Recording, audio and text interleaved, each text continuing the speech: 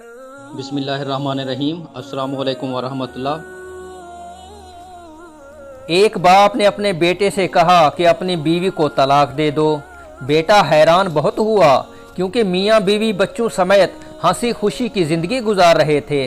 बीवी मियाँ की खिदमत करती, हर हालत में सब्र व शुक्र से रहती, मगर वालिद बाज़िद थे, बीवी को तलाक दो। और दलील ये देते कि हज़रत इब्राहीम अलैहिस्सलाम ने अपने बेटे को तलाक देने का कहा तो उनके बेटे ने तलाक दे दी। बेटा बड़ा परेशान हुआ। एक तरफ बाप का हुक्म, दूसरी तरफ बीवी बच्चों के मुस्तकबिल का सवाल।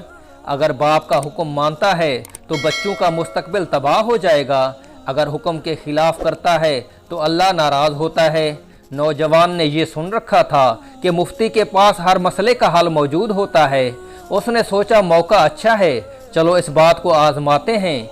वो खौफ और उम्मीद के जज्बात लेकर मुफ्ती साहब के पास पहुंचा। मुफ्ती साहब ने नौजवान को घबराया हुआ देखकर पूछा, क्या बात है, आप कुछ परेशान नज़र आ रहे हैं। नौजवान को उनके लहजे में हमदर्दी नज़र आई थी। नौजवान ने सारा मसला मुफ्ती साहब को बयान किया। सारा मसला सुनकर मुफ्ती साहब बोले, कुछ और आप कहना चाहेंगे। नौजवान बोला, हाँ, एक अहम बात याद आई, मेरी बीवी मेरे बाप के लिए हुक्का नहीं तैयार करती। अब आप बताइए मेरे लिए क्या हुक्म है।